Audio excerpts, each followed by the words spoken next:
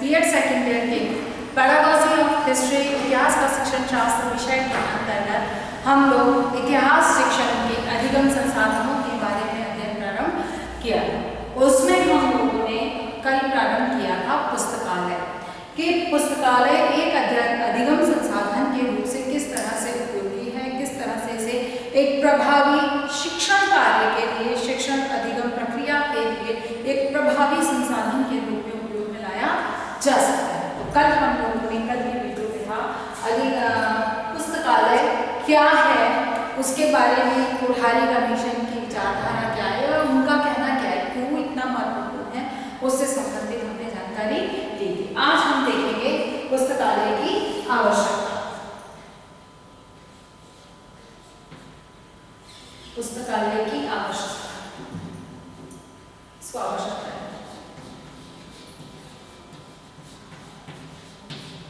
पुस्तकालय की आवश्यकता क्या है?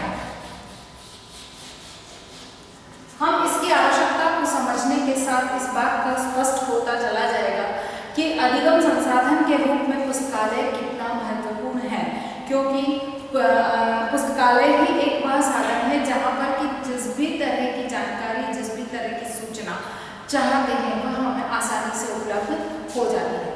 तो इसकी सबसे पहली जो आवश्यकता है वह है शब्दावली व भाषा संबंधी।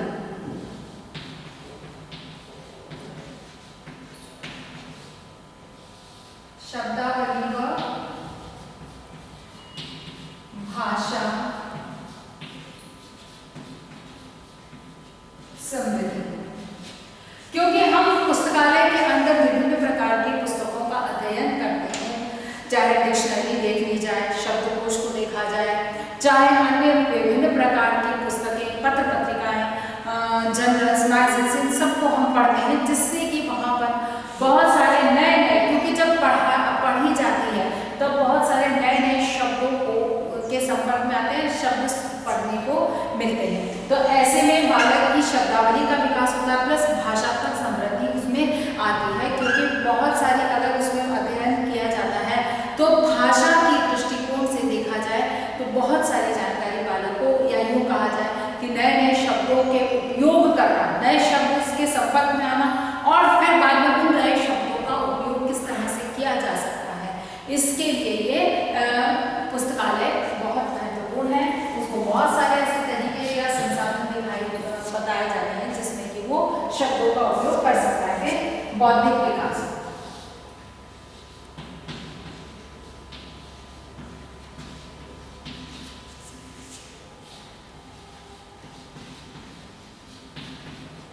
बौद्धिक विकास दृष्टिगत बहुत सारी जानकारियां या बहुत कुछ पढ़ने को उसको मिलता है, उसकी वजह से बालक की बौद्धिक क्षमताओं का विकास होता है, क्योंकि नई नई जानकारियां प्राप्त करने का अवसर मिलता है। फिर है स्वाध्याय।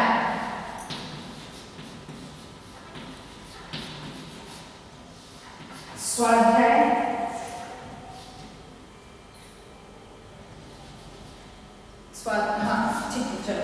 स्वाध्याय की आदत इसमें पड़ती है, क्योंकि यहाँ पर बालक अपने स्तर पर स्वयं जिस तरह की सूचना चाहता है उसको समझने, जानने, एकत्रित करने के लिए वहाँ पर बालक स्वयं प्रयास करता है, इसीलिए उसकी स्वाध्याय सेल्फ स्टडी की उसकी आदत का निर्माण होता है। स्वाध्याय की आदत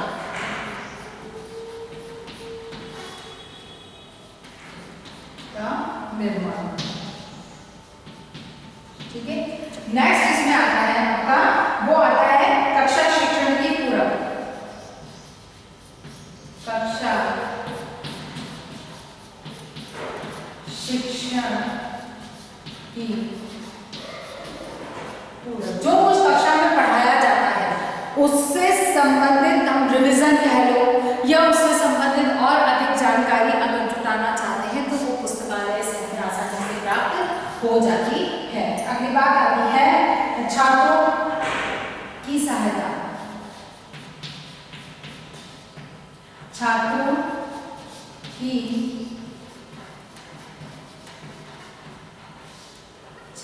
की सहायता और फिर अध्यापक की सहायता।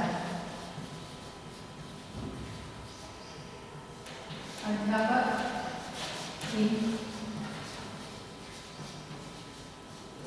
सहायता।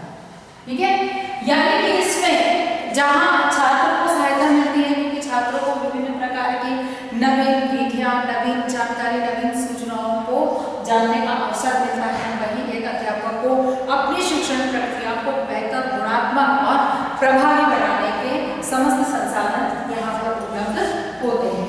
अगली बात इसके अंतर्गत आती है, वह है छात्रों के मूल्यांकन योग्यता में वृद्धि।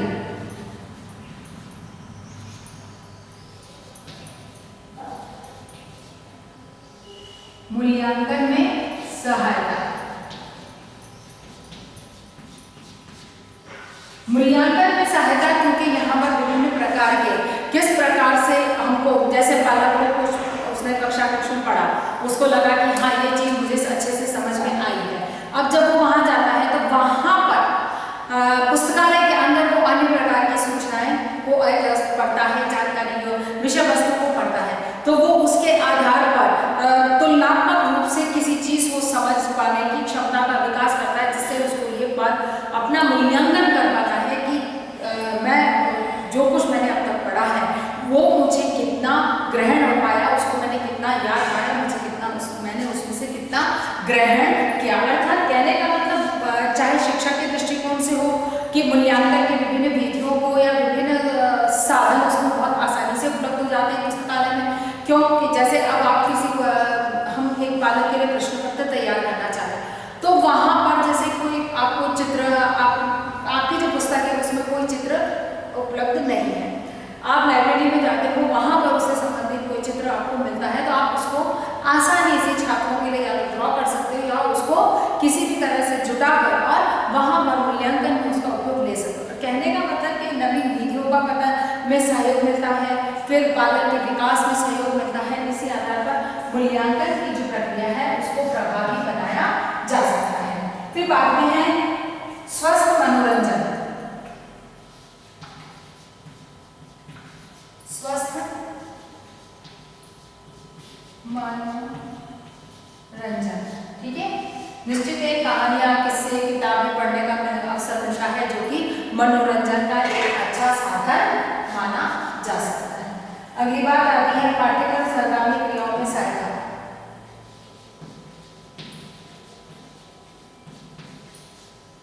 पाठ्यक्रम सहगामी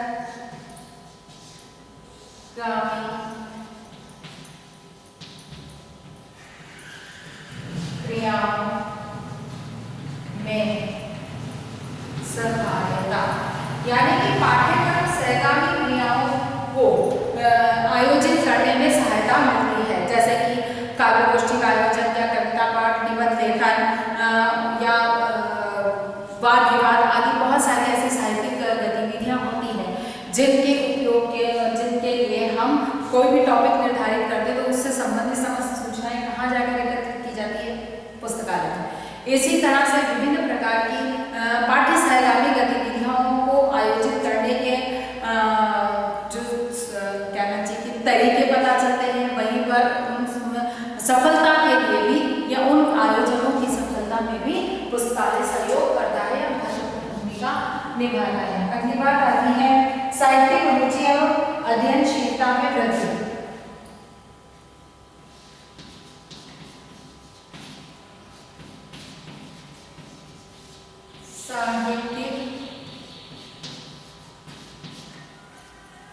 साहित्यिक रुचि एवं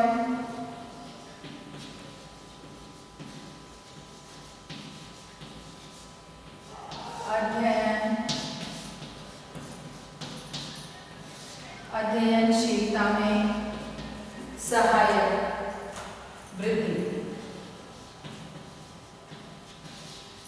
ठीक है, साहित्यिक रुचि एवं अध्ययनशीलता में वृद्धि की जाती है क्योंकि विभिन्न प्रकार का साहित्य पढ़ने को मिलता है। तो जैसे उपन्यास पढ़ने को मिला बालक को, जैसे कि हम कहते हैं कि रविन्द्रनाथ ठाकुर के बहुत अच्छे हमको उपन्यास है, गोदान वगैरह, तो अगर वो चीज़ें देखो, अगर बालक को पढ़ने को मिलती है, हरिवंश राय की कविताएं हैं, महादेवी वर्मा की कविताएं हैं, और कहने का मतलब कि जब इस तरह की कुछ साहित्यिक किताबें बालक सुनता अवश्य है, लेकिन अगर उन्हें उनके बारे में पढ़ने का अवसर मिलता है तो निश्चित है कि उसको अगर रुचि आने लगती है तो उस रुचि में फिर और वृद्धि करने का कार्य पुस्तकालय के माध्यम से होता है। अध्ययनशीलता नेचुरल है कि अगर कोई चीज वालों को अच्छी लग रही है तो उससे संबंधित वो और अध्ययनशील प्रवृत्ति का उसमें विकास होता है।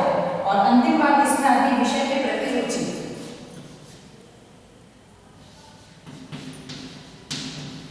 विषय के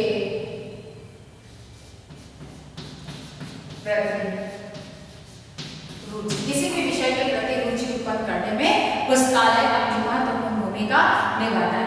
कहने का मतलब कि इन आवश्यकताओं को देखते हुए बात स्पष्ट हो जाती है कि अधिगम संसाधन के रूप में पुस्तकालय महत्वपूर्ण भूमिका निभाता है। उसके बाद में हम देखते हैं कि पुस्तकालय के कंटेंट कौन सा होना चाहिए, क्योंकि एक अधिगम संसाधन के रूप में जब हम बात करते हैं तो निश्चित है कि उसमें अगर कंटेंट अवेलेबल नहीं है, उसका कलेवर अवेलेबल नहीं है तो वो पुस्तकालय किसी भी प्रकार का उपयोगी पुस्तकालय नहीं होगा। जैसे हमने कल कोठारी का विषय उसमें देखा था कि अगर कोई भी चाहे बहुत सारी पुस्तकें हो या बहुत अच्छी पुस्तकों को रख लिया जाए तब भी वह एक अच्छा पुस्तकालय नहीं कहलाएगा जब तक कि उसका उपयोग करने वाले की बौद्धिक आवश्यकताओं की पूर्ति नहीं होती हो। इसीलिए पुस्तकालय में कैसे कलेवर होने चाहिए या कौन से कंटेंट्स होने चाहिए जिसके आधार पर हम एक पुस्तकालय की उपयोगिता को समझ सकते हैं। तो इसमें पुस्तकालय का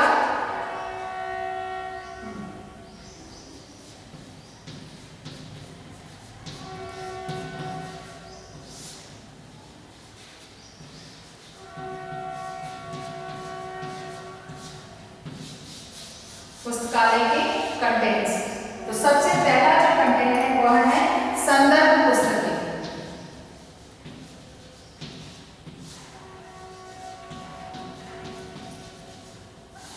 अगर संदर्भ पुस्तकें होंगी तभी वह एक अच्छा अधिगम संसाधन बन सकता है। इसीलिए जो इसका पहला कंटेंट है या पहला स्रोत इसके अंदर है वो है उसका संदर्भ पुस्तकों का होना अनिवार्य है। अगली बात जो इसके अंतर्गत आती है वह है समानांतर पुस्तकें।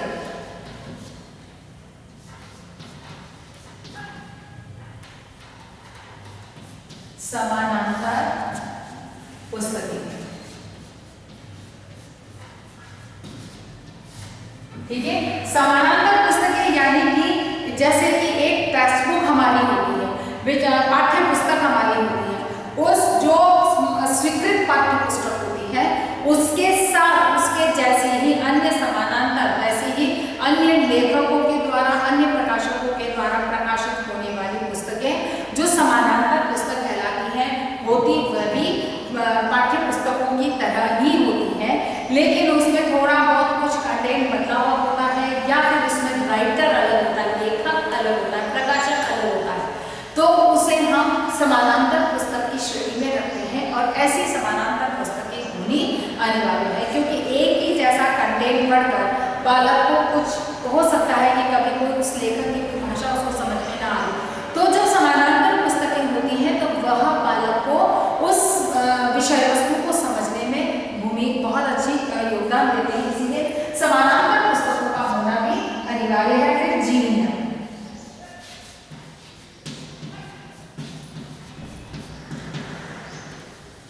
जीवनियां, अब विभिन्न महापुरुषों की जीवनियां भी वहां पर होनी चाहिए जिनके माध्यम से बालक के नैतिक, सामाजिक, सांस्कृतिक गुणों का विकास हो सकता है। बालक अपने मूल्यों के विकास में महत्वपूर्ण भूमिका या महत्वपूर्ण योगदान पुस्तकों के माध्यम से मिल सकता है क्योंकि महापुरुषों के जीवन की घटनाओं से संबंधित उनके जीवन के बारे में, उनके क्रियाकलापों के बारे में, उनके जीवन में से जुड़ी विभिन्न घटनाओं के बारे में, विभिन्न प्रसंगों के बारे में संपूर्ण जानकारी उसके अंदर लिखी गई होती है जो कि बालक के लिए प्रेरणा का स्रोत बन सकती है।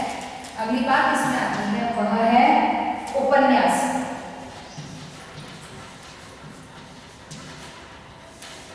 उपन्यास में दोनों तरह की बातें होती हैं, साहित्यिक शब्दों का भाषात्मक वृद्धि के महत्वपूर्ण भूमिका निभाता है। उसके बाद में बहुत सारी चीजें होती हैं कई बार की जो बालक के बौद्धिक क्षमता के विकास में वृद्धि करती हैं, और स्वस्थ मनोरंजन के लिए ये उपन्यास महत्वपूर्ण भूमिका निभाते हैं। इसीलिए पुस्तकालय के अंदर जो अगला स्रोत है, अगला साधन होगा वह होगा उपन्यास। यहाँ पर इसको हम साधन लिख सकते हैं, पुस्तकालय के साधन। ठीक है। अच्छा, अगली बात आती है स्थानीय सूचनाओं से संबंधित पुस्तकें।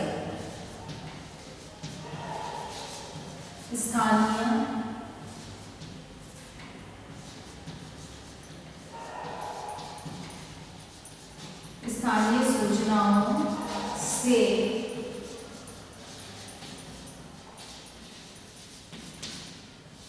संबंधित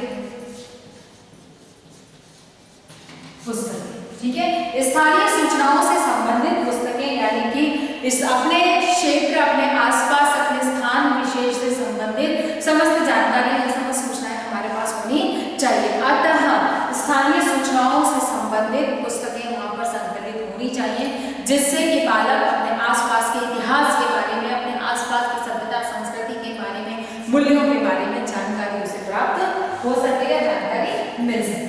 अगली बात इसके अंतर्गत आती है स्रोत पुस्तकें।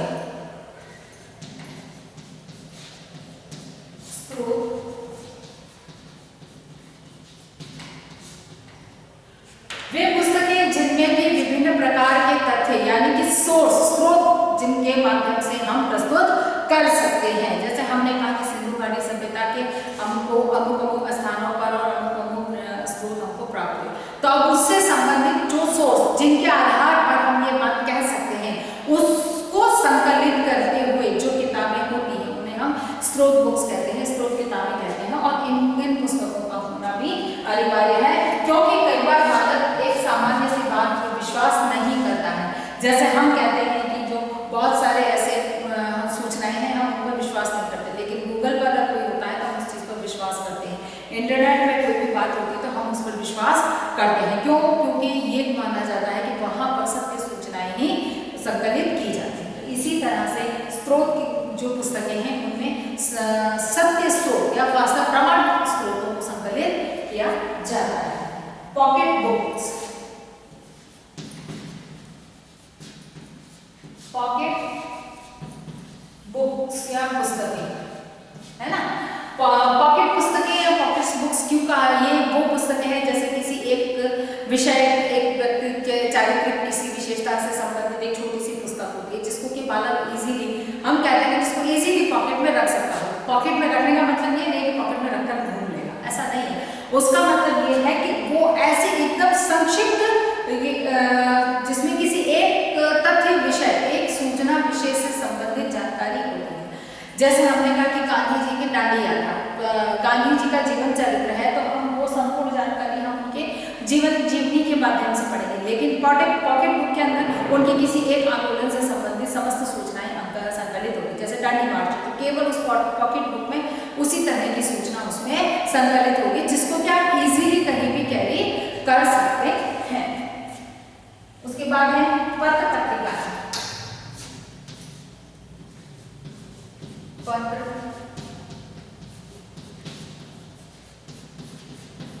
पत्रिकाएं पुस्तकालय में, इनके बिना पुस्तकालय अधूरा है, इसको बोलने की आवश्यकता नहीं है। फिर बाद में आता है भौगोलिक व ऐतिहासिक कहानियां।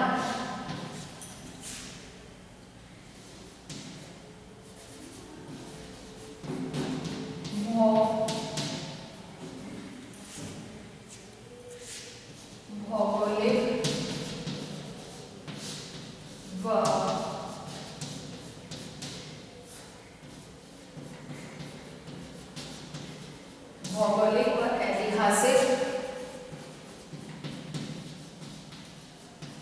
कहानियां, ये वे कहानियां हैं जो कि इतिहास को प्रमाणित करती हैं, भौगोलिक सूचनाओं को हमें समझाने का प्रयास करती है। क्योंकि कहानी एक वह माध्यम है जिसमें बालक व्यक्ति कहना चाहिए कि बालक को जवान और बुढ़ापा तक कहना चाहिए कि हर आयु वर्ग के व्यक्तियों को पसंद होती हैं। तो इन ऐसी कहानियों की किताबें वहां पर होनी चाहिए जो ऐतिहासिक सूचनाएं प्रदान करें और फिर बाद में अंतिम बात आती है शिक्षक के उपयोगी पुस्तकें।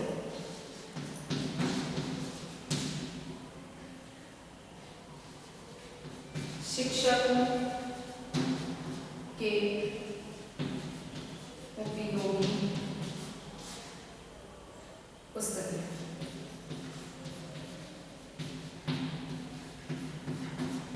शिक्षकों के लिए उपयोगी पुस्तकें यानी कि ये वे पुस्तकें हैं जिनके माध्यम से शिक्षकों को ये कहा जाए कि शिक्षक जिनका उपयोग कर सकते हैं या शिक्षक उनका उपयोग करके और अपने शिक्षण को प्रभावी और गुणवत्ता की दृष्टि से उच्च बना सकते हैं। अर्थात कि इन संसाधनों के साथ अगर पुस्तकालय को सुसज्जित किया जाए तो निश्चित है कि वह एक अधिगम संसाधन के रूप में महत्वपूर्ण भूमिका निभा सकता है।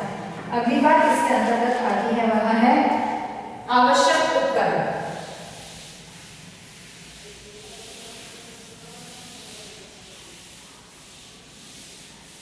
अब बात आती है उपकरण।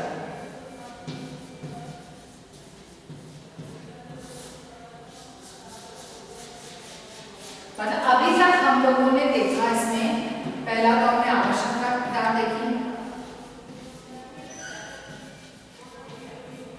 पहले तो हमने आवश्यकता देखी, दूसरा साधन देखे,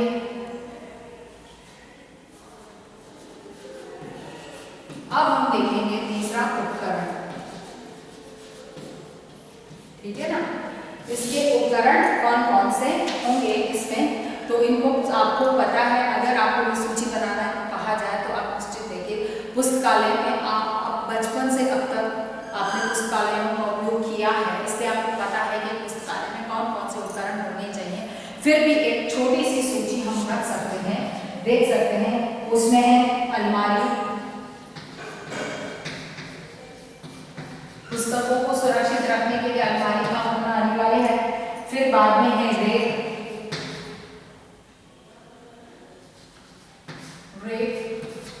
उसके बाद में है कैबिनेट,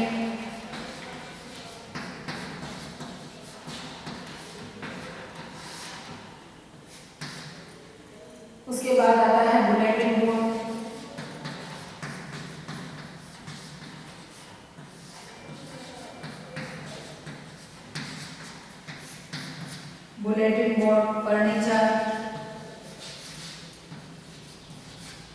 फर्नीचर, फिर है मानचित्र स्टैंड,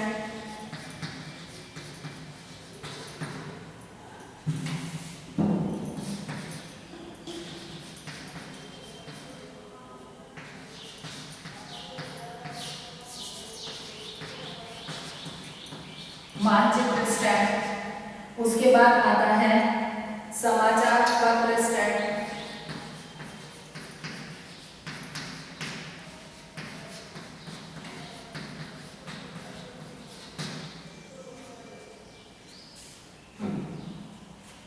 तो ये इतने उपकरण एक पुस्तकालय में होने चाहिए। अलमारी पुस्तकों को सुरक्षित रखने के लिए, क्योंकि पुस्तकालय के अंदर पुस्तकों को सुरक्षित रखने के पुख्ता इंतजाम होने चाहिए। उसके लिए अलमारी होती है, रेक्स जिसके अंदर की विभिन्न प्रकार की जो पत्र पत्रिकाएं आती हैं, जर्नल्स, मैगजीन्स आती हैं, उनको रखने का एक व्यवस्थित सुव्यवस्थित स्थान होता है। वो रेक होती है जिसमें कि उन्हें आसानी से हम खड़ा कर सकते हैं और जिसको जो चाहिए वो सामान। कैबिनेट जिसके अंदर कि हर पुस्तक की अपनी एक कार्ड होता है जिसकी कंप्लीट डिटेल उसके अंदर लिखी गई रखी गई होती है। फिर एक बुलेटिन बोर्ड जिसके ऊपर ये बात सूची लगी होती है कि नई पुस्तकें पुस्तकालय में कौन सी आई हैं उसकी जानकारी हमें बुलेटिन बोर्ड पे मिलती है। फर्नीचर, क्योंकि आरामदायक फर्नीचर का होना बहुत जरूरी है, क्योंकि अगर आप व्यवस्थित फर्नीचर है तो आप उस पर बैठ सकते हैं। फिर मानचित्र स्टैंड, क्योंकि मानचित्रों को सुरक्षित रखने के लिए एक स्टैंड होता है। फिर बाद में समाचार पत्र स्टैंड, समाचार पत्र को पढ़ने के लिए, रखने के लिए तो रैक है, लेकिन पढ़ने के लिए बाकायदा ऐसा पिरामिड टाइप बना होता है जिसके दोनों तरफ व्यक्ति खड़े होकर उसका है समाचार पत्र को पढ़ सकते हैं। अब आता है उपयोग, चौथी बात आती है उपयोग। अब इसको हम किस तरह से उपयोग में लेकर आते हैं। पुस्तकालय एक अधिगम संसाधन के रूप में किस तरह से उपयोग में लाते हैं। तो पहला है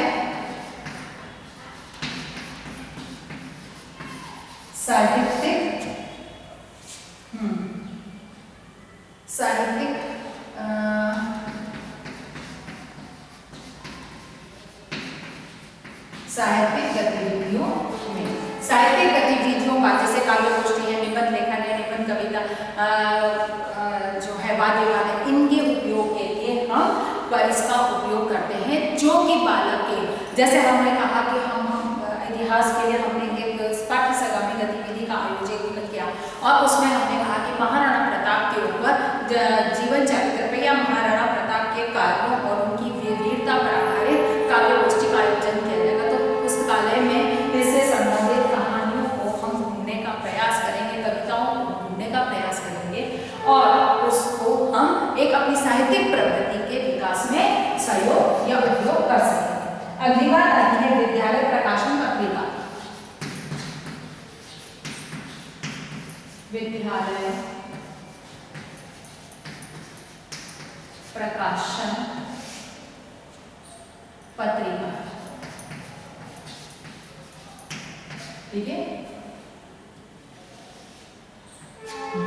विद्यालय प्रकाशन पत्रिका यानी कि हम एक पुस्तकालय के उपयोग के लिए जब उपयोग करता है तो इसकी जो अधिगम संसाधन के रूप में जब उपयोग किया जाता है तो उसमें विद्यालय पत्रिका के प्रकाशन से संबंधित व्यवस्थाएं होनी चाहिए, क्योंकि एक प्रकाशन के लिए विभिन्न प्रकार के लेख, विभिन्न प्रकार की सूचनाएं, विभिन्न प्रकार की कहानियां आदि का सहारा लिया जाता है, जिससे कि बालक की साहित्यिक रुचि का विकास होता है, बालक की लेखन क्षमता का विकास होता है, तर्क क्षमता का विकास होता है, बालक की बौद्धिक क्षमताओं का विकास होता है। इसके लिए आवश्यक है कि हम बालक को कुछ स्वाध्याय के लिए प्रयास करें, स्वाध्याय के लिए कुछ टॉपिक्स दें, प्रकरण दें, जिनको ढूंढने के लिए बालक पुस्तकालय का उपयोग करेगा और जो अच्छे होंगे, अच्छे निबंध, अच्छे लेख, अच्छी कहानी, अच्छे कविताएं, अच्छे प्रसंग, संस्मरण होंगे तो हम उन्हें एक विद्यालय पत्रिका के रूप में प्रकाशित करेंगे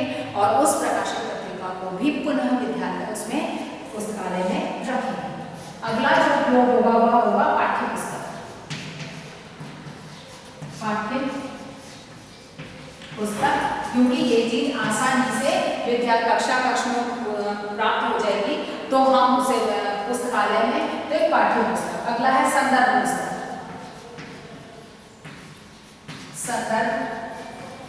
पुस्तक। संदर्भ पुस्तक के रूप में भी हम पुस्तकालय का उपयोग करते हैं, क्योंकि हमें संदर्भ अगर चाहिए तो हम निश्चित पुस्तकालय में जाते हैं।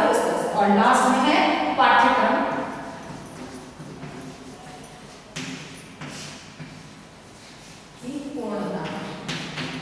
पाठ्यक्रम की पूर्णता में या उसे सही दिशा प्रदान करने में भी पुस्तकालय महत्वपूर्ण भूमिका निभाता है। इसीलिए अगर हम उपयोगिता, एक अधिगम संसाधन के रूप में उपयोगिता की बात करते हैं तो साहित्यिक गतिविधि, बौद्धिक विकास, तार्किक चिंतन, पाठ्य पुस्तकों की उपलब्धता, संदर्भ पुस्तकें और पाठ्यक्रम की पूर्णता में इसका उपयोग किया जाता है, इसका सहयोग किया जाता है। अर्थात हम इस बात से स्पष्ट होता है कि पुस्तकालय जो है वो अधिगम संसाधन के रूप में महत्वपूर्ण भूमिका निभाता है। इसी आधार पर हमारा आज का प्रश्न होगा,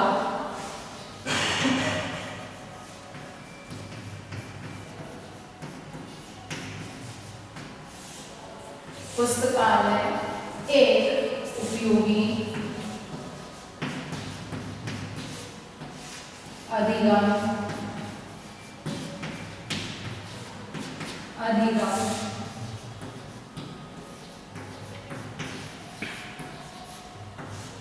संसाधन है।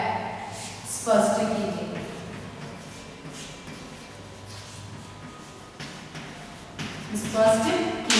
पुस्तकालय एक उपयोगी अधिगम संसाधन है, स्पष्ट कीजिए। अपनी बात को समाप्त करने से पहले कोविड-19 की इस महामारी में अपने आप को सुरक्षित रखें। बहुत अधिक आवश्यकता होने पर घर से निकलते हैं तो मुंह पर मास्क लगाएं, सोशल डिस्टेंसिंग का पालन करें और अपने हाथों को सैनिटाइज करते रहें। स्वस्थ रहें, सुरक्षित रहें।